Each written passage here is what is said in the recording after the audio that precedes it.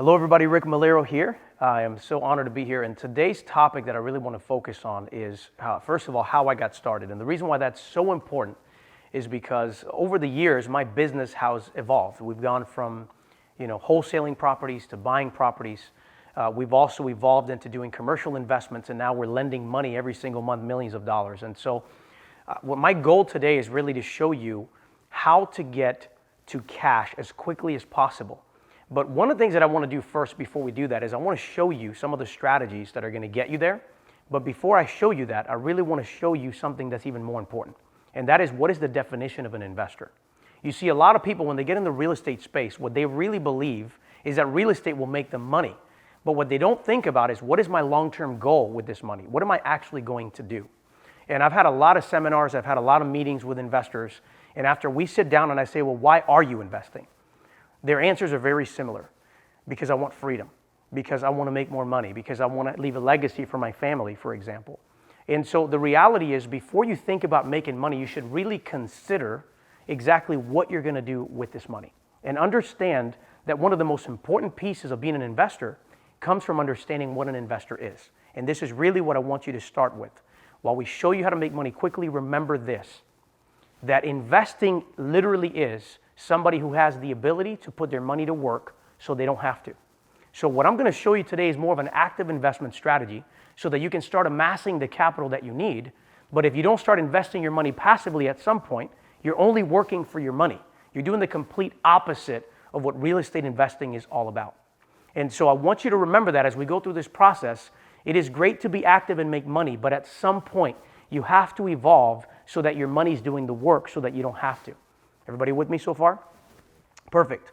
So now what I really want to share with you today is this. There's a lot of different ways that you can make money in real estate, from buying properties, lending money, buying commercial investments. There are so many niches in real estate, which is what I love. However, many of those niches take a lot of money, take a lot of time, and a lot of resources and experience to get there. So my goal today is to show you how you can quickly implement a strategy that will put money in your pocket. And one of the coolest things that I'll show you today is a deal that we just did specifically for this filming and this training. And so literally we only wholesale this property to show you that it can be done quickly and that you don't have to have a lot of efforts put in place.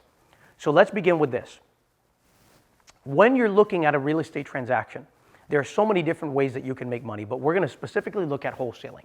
So for those of you that don't know what wholesaling is about, it basically is somebody who intends to put a property under contract, but most of the times they don't have the financial resources to acquire that property, and they surely don't have the money to repair it and hold it, or maybe even sell it to somebody else.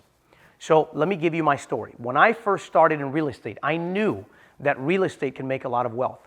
In fact, when I was searching for the world's most richest people on the planet, I wanted to find out what is it that they did that made them so successful while everybody else is in poverty in comparison to their ability to create wealth. And in the beginning, when I look at Forbes 400, I was a little confused because there's so many niches, so many industries that people are making money in. But what got my eye is that when I started looking at their net worth statements, every one of those people had a very significant amount of real estate to boast in their actual net worth. And that's where I connected the dots. I said, wait a minute. So these guys make money in the insurance industry. These guys make money in the car industry. These guys make money in technology. But in the end, where does their wealth go? It goes to real estate, and then real estate is what builds the longevity of their business. So that's how I started getting involved. The problem I had, though, is I didn't have the money to get in the game as they did. I didn't have the resources to do it.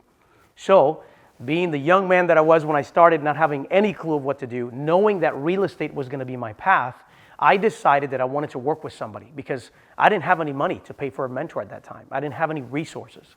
And so I literally went and I applied for a job, and I'll never forget this. There was an ad in the paper that says, acquire for me, I'm buying 15 properties a month. You can make up to $70,000 a year.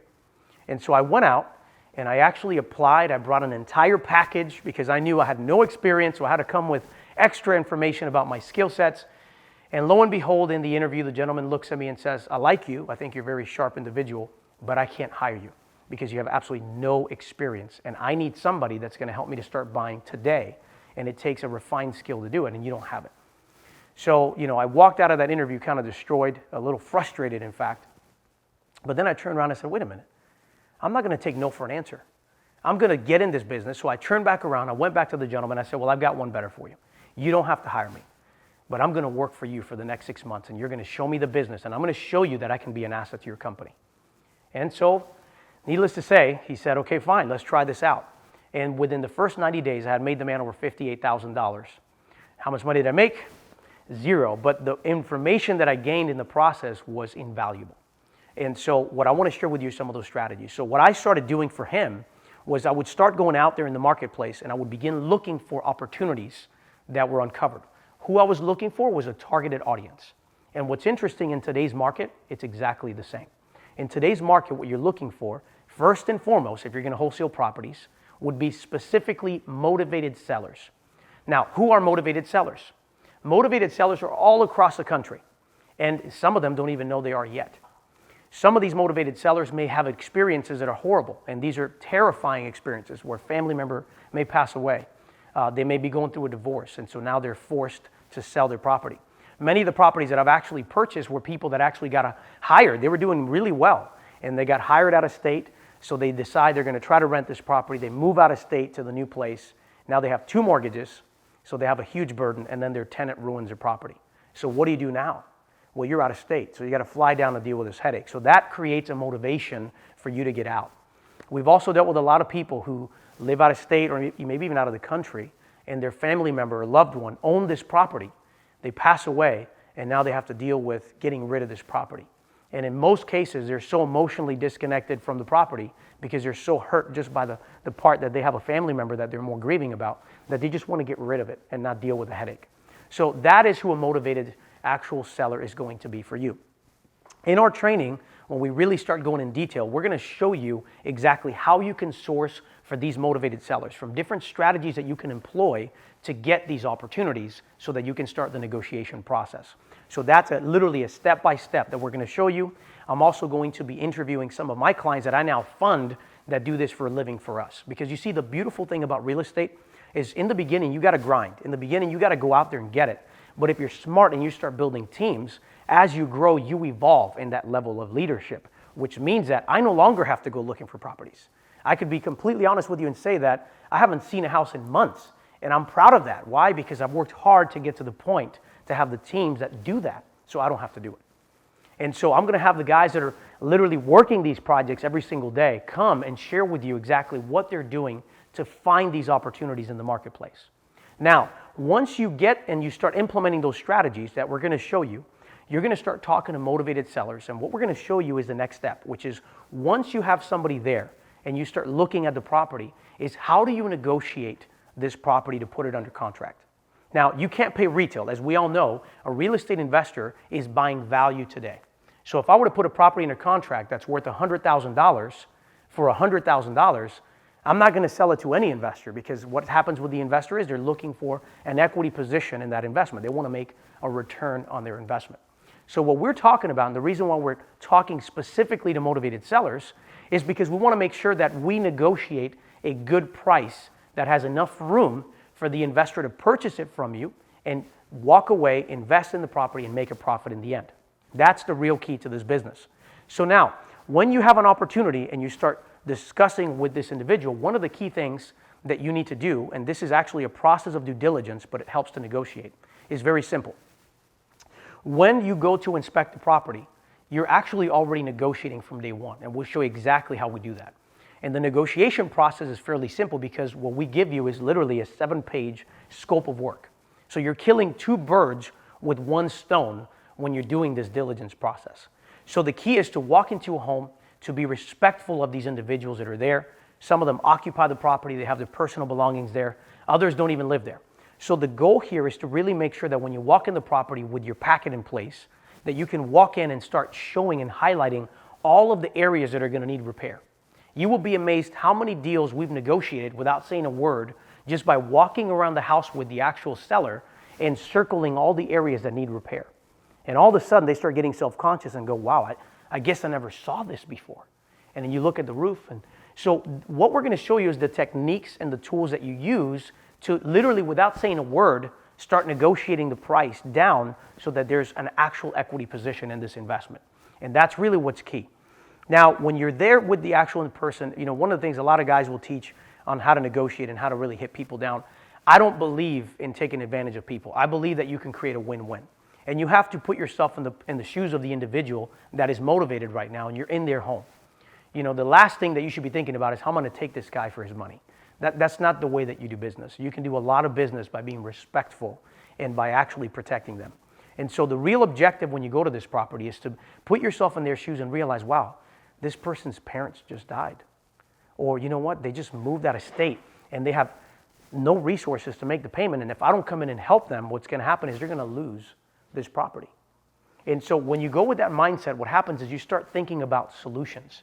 You start trying to come up with an opportunity for them to get out, creating enough room for you to make a profit as an investor. That's the real key.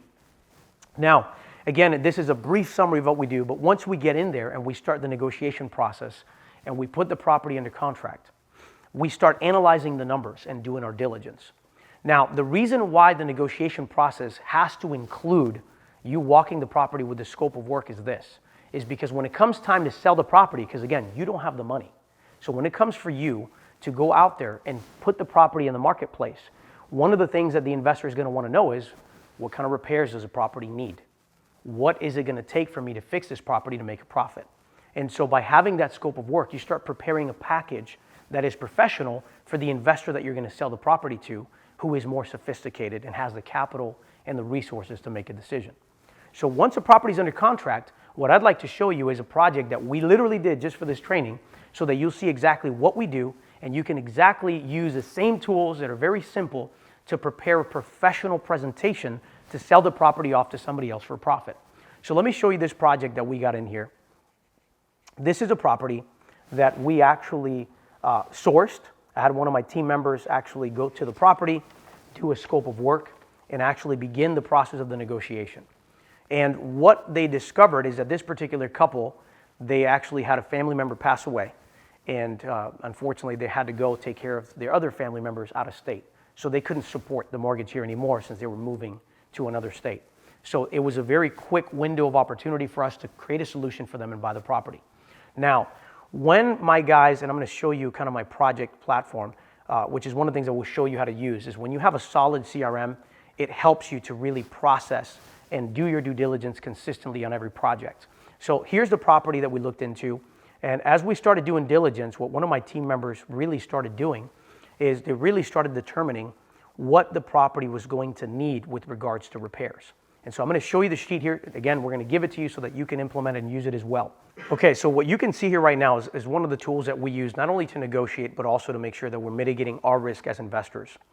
And again, what is a wholesale? It's very simple. You are putting a property under contract, you're marketing that property to another investor, and you get paid for selling the contract to the investor. That's the difference.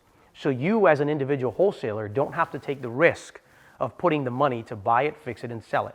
So you have to put yourself, however, in the mind of the investor who's going to buy this property from you. And the critical thing to understand is that this investor is going to put a lot of money in this investment, and he wants to make sure that this investment is going to produce. So this tool is twofold. First of all, again, it helps you to negotiate. But second of all, it puts you at a completely different level than any other wholesaler in the marketplace because you're providing full disclosure to the investor that's going to buy it of what the property needs in repairs. So as you'll see here, this is our scope of work, and we literally go stage by stage by stage, breaking down what the property needs with demolition, what is the condition of the roof, any structural damage that is seen, exterior painting and repairs that you might find. You start dealing with the garage, if there's a garage, dealing with each window. Start breaking down the interior carpentry. So everything that is in here is critical. And what's beautiful about it is, let's be honest here, guys, if you go to a property, you may forget, if you don't have a guide, a couple of things when you're analyzing a property. So the cool thing about using a tool like this is that you're never going to forget. It's consistent all the way across the board. Every property that you see through the same exact lens. And that helps you to build consistency when you come back. And so as you can see, somebody literally prints it out, fills it in, starts marking the areas that are needed with regards to the kitchen, electrical, or anything else that they notice.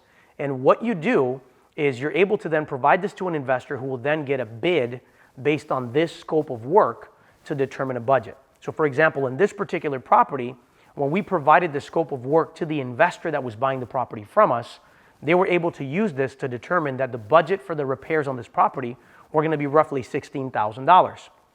So this is just one of the many items that we collect in our diligence. But now let me show you what we do. When you're wholesaling a property and you start doing your due diligence on an investment opportunity, you start with understanding what is it going to cost for me to repair this property. And then you almost work backwards. So if I were to buy this property and repair it, what would I need to get to profit on this property? So what we do now is the next step is when you're analyzing the deal. Again, we started with getting the scope of work, getting the picture of what the property needs. And then we start looking at what are the comparable sales in the marketplace. Now again, the benefit to this tool that I'm going to show you right now is this is a tool that we offer to all of our clients so that you can utilize it to run your numbers. This is what helps you to determine what this property will be worth when you resell the property. Later on, we'll cover step by step how to run these comparable analysis, but the beautiful thing about this tool is once you've run the comps like we did here, it creates a really detailed report that most investors don't even go in this depth. And you see, the more turnkey that you make this opportunity, the more investors will trust you and the faster you're able to sell the property to make a profit yourself. So let me give you an example. When we looked at this particular property, we knew we had a motivated seller.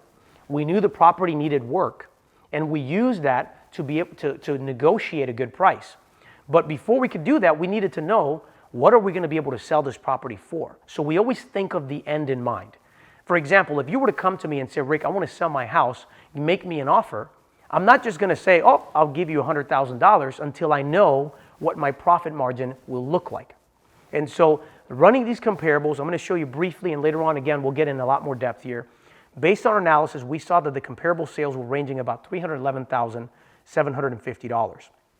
Now, when I'm analyzing comparable sales, I'm a little bit more sophisticated than most guys, but now I'm giving you the tools to run it like a sophisticated investor. So I'm looking at historic records. I want to know, for example, what is a value forecast based on the market? And so when I go here, I can look at from 2013 all the way to date to see what the trends have been in this particular market and how have prices fared as far as increasing. The reason why I say that is because if it's in a declining market, it's a completely strategy altogether. However, if you are in a market that is growing like the one that you see here, this can instill a little confidence in you when it comes to flipping. But now you have to overcome the fact that the market is growing when you're negotiating. So that's when you lean a lot on the repairs. I also want to know what properties are selling for in the market distressed and what they're selling for in retail. And again, later on, we'll cover this in a lot more detail for you, but I just want to do a quick plug. When I look at numbers, I'm looking specifically at what is the property worth today. If I had to sell the property today in its current market condition, what would it sell for? And then I do an analysis on if I repair the property, what would be the after repair value of the property? When I understand both sides of the transaction, now I can truly negotiate with the seller a price that makes sense. So in this case, I'm noticing that some of these properties are going for $194,000, $162,000, $194,000. And when I actually started looking at these comps, by the way, I noticed that these were properties that were not in mint condition. So what I'm establishing here is that the average price that somebody is actually buying this property for with needs of some repair are established in about $190,000 range. So now I know that if I want to buy a property, I want to be in that range or lower. I do not want to be higher because that means that I'm overpaying for a property in the marketplace. And if something happens and we have to sell the property today, we're going to lose money. Does that make sense for everybody? So it's important to understand what the as is versus the after repair value. Now the after repair value is what's going to sell the property. So obviously if you can get a good spread, then that's what's going to appeal to another investor. And this report is going to help us to propose that.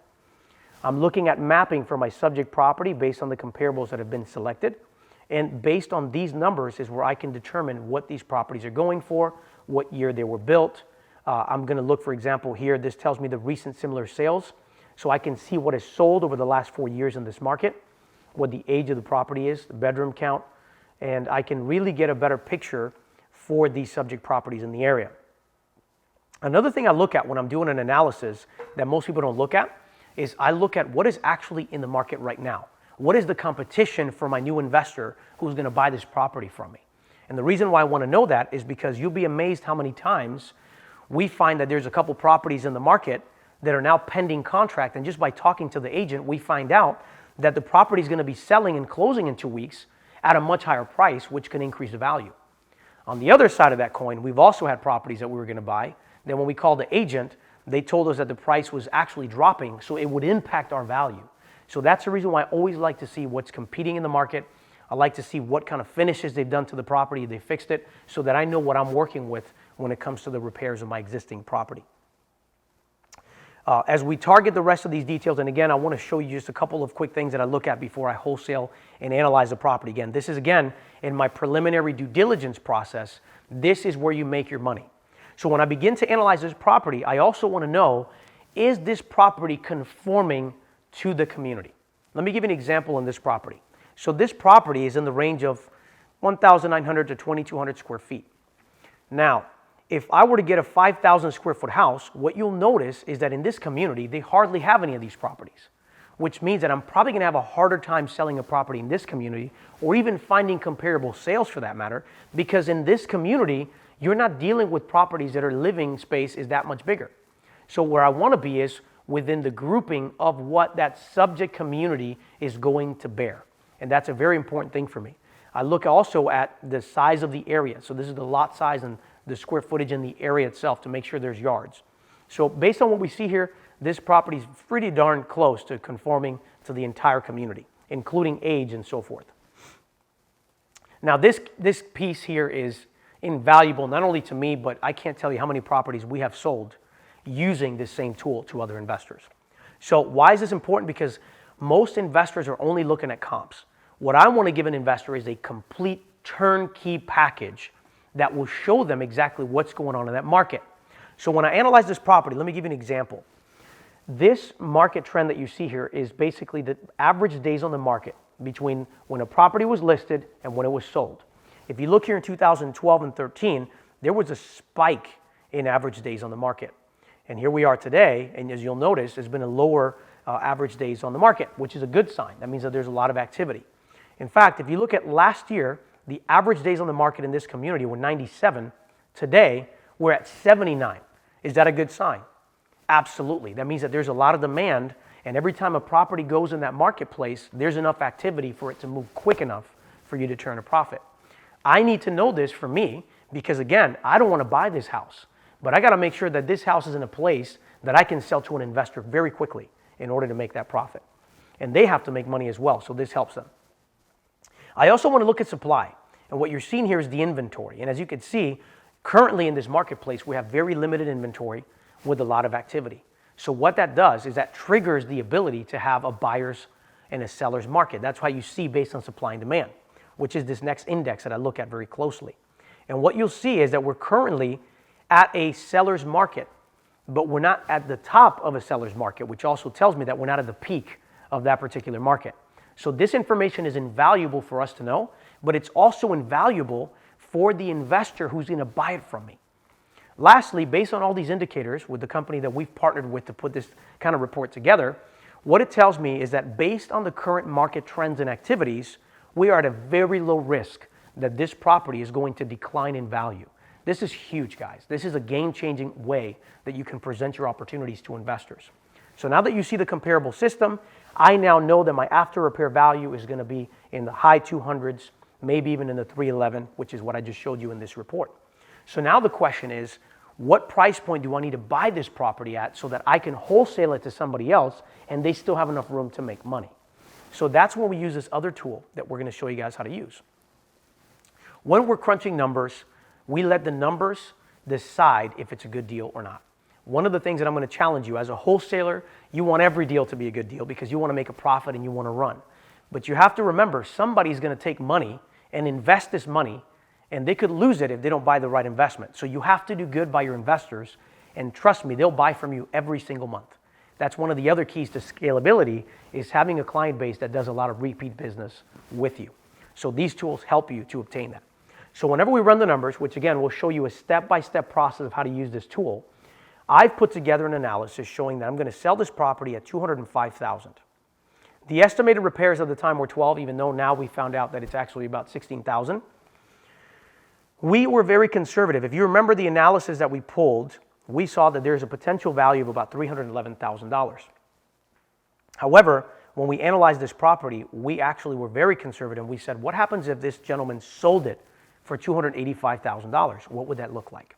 And our calculation system pops up and it automatically tells us that based on all of the numbers that are going to take place from closing costs, resale costs, repairs, and so forth, that the profit margin for this property is potentially $37,278.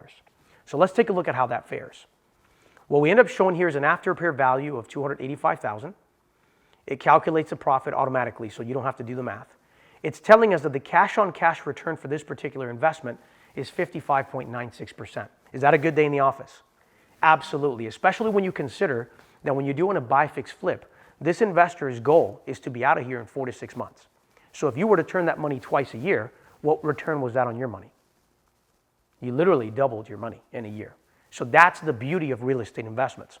Now, when you're analyzing this, again, now we're going to analyze the purchase cost, and again, we'll show you exactly how that works, but I want to show you that if somebody bought it for $205,000, there's a chance there's going to be additional cost to buy, and we'll break that down for you.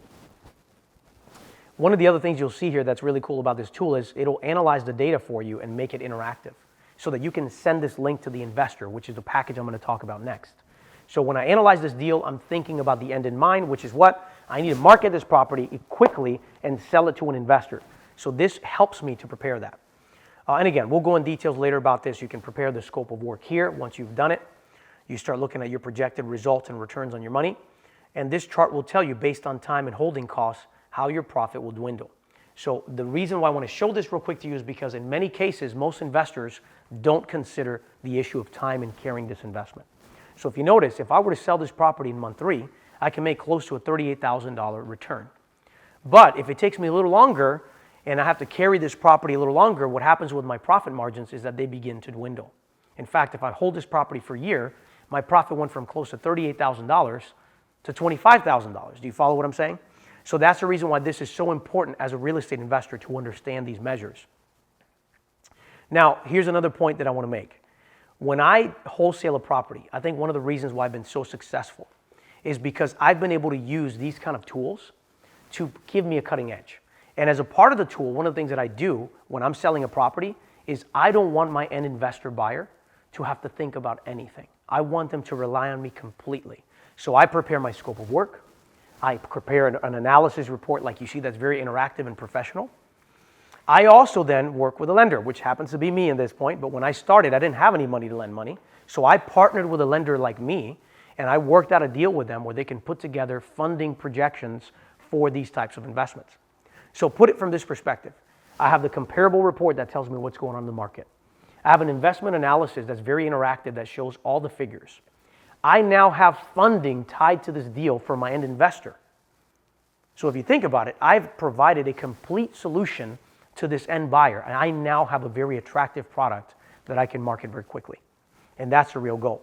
So what I want to show you is in this case, when I talk to the lender, which is me, what we ended up doing is the purchase price that we're projecting to sell it at was $205,000.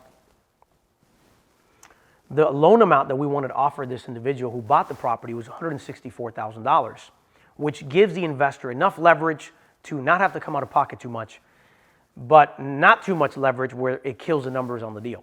So this is a very conservative loan. We're funding 80% of the purchase, and they're putting 20% down plus their repairs. And so now this investor can see what does that look like for me in a forecast in a return on my investment. And that's really the beauty of this report. It makes it attractive. It makes it very solid. So now, let me stop. I know I've been going through a lot of numbers and charts and everything else. Why is this so critical? Now let me walk you through everything else here. So I went to this property, or I should say one of my guys went to the property, knowing that the property is worth about $300,000, knowing that our targeted resale price is $205,000, that means that if I want to make money, I have to buy it below $205,000. And so what we ended up doing is when my team went there and did the scope of work, they were able to negotiate the purchase at $190,000. And so now that you understand how this works, I worked with the end in mind. I knew that I had to give a profit to the investor. I did the scope of work to make their life easier when they analyzed the deal for repairs. I put together in minutes this investment report that illustrates what the return will be for them.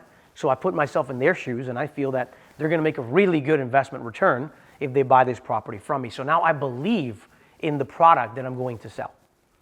Now my goal as an investor is to go now and negotiate a price where I can make a profit. So let me show you what we ended up doing in this particular transaction, which I think is critical here. In my CRM, we also keep records of everything in a transaction. Now, in wholesale, the best way that you can look at this is there is an A to B side, which is me. I'm putting the property under contract. And then there's a B to C side, which is the buyer who's buying it from me, who's going to fix the property and sell it. Everybody with me so far? So what I want to show you is this is a settlement statement. When we bought this property and put it under contract, the contract was for $190,000. With projected closing costs, our investment would be $192,007.38 to be exact. Okay, now I don't want to put my money up. In fact, part of the whole purpose of this was to show you a live deal that we did for this very training. So again, we put this package together, scope of work, investment analysis, we put together the comps, and we presented it to investors in the marketplace, which again, in another training, will show you some really cool ways that you can make your phone ring off the hook, literally, to generate those leads of these investors that are interested. And of course, with the phones ringing and the funding in place for our clients, we ended up selling the property at $205,000, which is the B2C closing statement that you're going to see right now. All right, so as you can see in this closing statement, we were able to sell the property for $205,000 as the seller and at $205,195.57. That means that I bought it for $192,000, I sold it for $205,000. Did I make a profit? Absolutely. Now, my client is going to make a profit because they're going to fix it and sell it for a profit. But what I want to show you is this is a property that I've never set foot in. I don't even know what the interior looks like for the exception of a few pictures in my CRM. So what's really cool about this is in a very short period of time, I made well over $10,000 without doing anything other than using our system to make this happen. So my goal in this training, as I'm going to walk you through our systems, is I want to get you to the point that you can use the same exact tools, the same exact system, the same exact process to go out there, put a property under contract, prepare a solid package that is so compelling that investors will get your price or maybe even overpay in some cases for what you've offered it for, so that you can walk away with cash in your pocket at closing without ever having to put a single dollar in investing in this property. Now, when you make a profit, as I always teach, I don't want you to sit here and say, well, that's all I'm going to do. Because if you're only wholesaling, let me tell you, you're going to be working for tips. The objective of wholesaling is to make sure that you do enough deals to put money in your pocket. You save that money so that you can start investing. Because in the end, you made a $10,000, $15,000 profit on a deal, but the investor who bought that property is going to make $30,000 to $40,000 on that deal. So the goal is to ultimately graduate to that till you get to the point that it's a more passive investment for you and you're getting more profits. So again, this is a system. And one of the things that I want to show you is when I first started working with this gentleman, I only did a couple deals, just to bring it back to that training. When I went on my own, because it was just Rick, I didn't have a lot of resources, so I was kind of limited to my time and my hours. So I worked really hard to put a couple deals under contract. And when I learned this system and I started putting it together and piecing it together, what I learned is that I can only do so many deals on my own. And so what I started doing was recruiting team members and showing them how to do parts of the process, which is what I want to show you how to do, because that's really where the money is. Let me give you an example. When I was doing things on my own, the most amount of deals that I could do a month were 5 deals because of the amount of work it took, the negotiation, taking the phone calls. But when I started building a team using the same exact system that I'm talking about right now, we literally went to 30 properties a month. My net profit after paying my team was approximately $5,650 every single transaction. So multiply that by 30, is that a good day in the office? Absolutely. Now, that's great. You can make a lot of money, you can systemize these tools, but here's where the next level was for me. I wasn't content with just wholesaling. I evolved. I took that money, I saved it, and I started investing and diversifying. And over time, that's how I got to the point where now I'm the bank. I lend money to everybody else, let them do the work, and every month I get a check in the mail. That is the ultimate level of investing, really, is when you don't have to do the work. Everybody else does the work and pays you for it. So to wrap this segment up, I really want to share a story with you, and then I want to really give you my secret sauce. In order to be successful in this industry, again, you have to put forth the work. You could use the tools to automate to make profit. And that's really when the business goes to the next level, honestly. But here's the thing. You really have to take on the role of a leader when you are going to be an entrepreneur. You can't just sit back passively and expect money to just come. There's a story that I tell in my office, and our team has heard the story many times, but there's a gentleman who was seeking God. He was trying to find his purpose. And so he thought, well, maybe the best way for me to do this is if I just go away on my own and I just go into the woods and explore and just wait for God to speak to me. So he decided to rent this little shack, and he goes into the woods and he starts walking and he starts going, God, show me my purpose, show me what to do. As he's walking, he starts hearing these footsteps that are going through the brush, and he's a little startled. And lo and behold, he sees a small little fox stick out his head out through the brush. And he kind of startles him a little bit more and thinks, this is a predator. I mean, this is dangerous. And so, but just as he looks over at this animal, right before he can get scared, he realizes that the poor little fox is moving and it's barely limping. And the reason why it's limping is because it's missing an actual leg, and it's injured and it could barely move. And so all of a sudden he went from being afraid to almost pitying this poor fox that was injured. And he started thinking, well, if he's a predator, how does he hunt? How does he even survive? How does he even get something quick enough to eat when he could barely move? And just as he's thinking this, all of a sudden he hears an even bigger brush that is moving, and he sees this massive tiger just crossing through the brush. And in his mouth, he's got a deer, and he just drops it to the ground, eats as much as he can possibly eat, and he leaves it there and he walks away. So the fox can literally barely move, and he starts eating the remains of the food that the tiger no longer wanted to eat because he was content. The man gets this revelation. He says, oh, I get it. This is it. I understand what my purpose is. So he goes back and he says, I have to rely on God the way that this fox did, and God will provide. So he lays at home and he just starts saying, Lord, help me. I'll just believe in you. You're going to provide. A day goes by, no food. Another day goes by, he starts getting tired and sick. And he finally says, oh my Lord, I believed in you. I got the message from you. Why isn't anything happening? And an angel of the Lord shows up and says, why did you want to become the fox? I showed you the tiger because I've given you the abilities to be like a tiger, where you can go out and hunt and provide for your family. Why did you want to be the victim when you can be the solution for somebody else who doesn't have anything? And so if you're going to wholesale, I want to challenge you. Don't be a fox that's injured. Be the tiger. Go out there and get the business. And don't just look to make money for yourself, because one thing I've learned in my business with investing with purpose is that every time I get a win, God seems to show me an opportunity of who else I can bless with those resources that I have. And so in conclusion to this training, I want you to know that this business not only can make you money, but it can change lives of many people if you just take on that mindset of that tiger. And one of the things that I'll finish with that I think is really interesting too is a lot of people come to me in seminars and trainings and they'll say, you know, Rick, I'm just not you. I can't do what you do. Well, let me be honest with you. The secret sauce, the very thing that has made me successful isn't Rick. It's the team that I have built. It is the team that is committed to a vision that's bigger than us. And together we make things happen. I'm not a guru. I'm not here to tell you that this is how you're going to get rich overnight.